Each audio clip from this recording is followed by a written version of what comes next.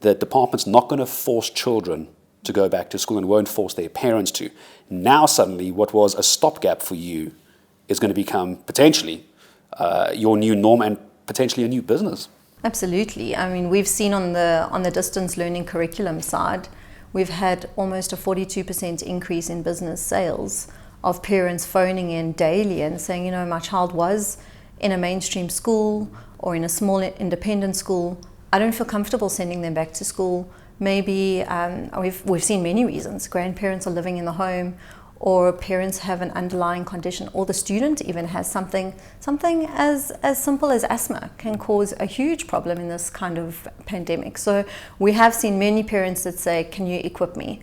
Let's talk about the students and their parents who will decide. The parents have decided they've had enough of the 7 weeks of trying to teach their kids themselves. The moment their youngster can come back to school, they want them back at school. Yeah.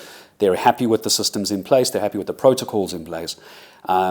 How is that going to look for your school when those students start coming back? So I think the first thing that we need to address is the PPE and the fact that government has been very accommodating in sharing those lists with us. There's training manuals out there. There really is so much information on how to prepare your school for opening. The social distancing aspect is going to be a challenge. Kids high five, tackle each other. You know, they come to school to interact with their friends. As much as we'd like to think it's about the teachers and the textbook, it really isn't.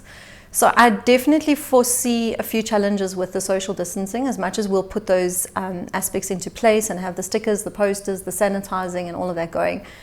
I think it's going to be an ongoing education. Can they save this academic year? Is it fair to assume and to expect them to perform the way they would have had it not been for COVID? Is it too late, or do you think they can still get through this?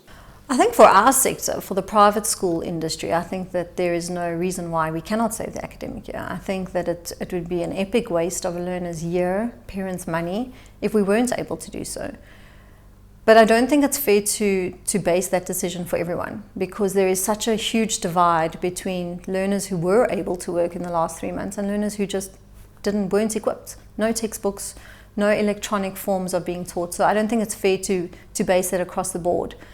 But I think that saving the academic year is particularly for the matrics, and I think even grade 10s and 11s, we understate their importance, but grade 11 is a very important year, especially when you have universities who are not budging on wanting the grade 11 reports. So our focus also needs to be on them. Then we also look at grades like grade 9. They're going into the FET phase. They're also important because they're going to be choosing subjects next year. And if they don't get the proper foundation, how do we let them choose subjects if their grade 9 year didn't go according to how it should be?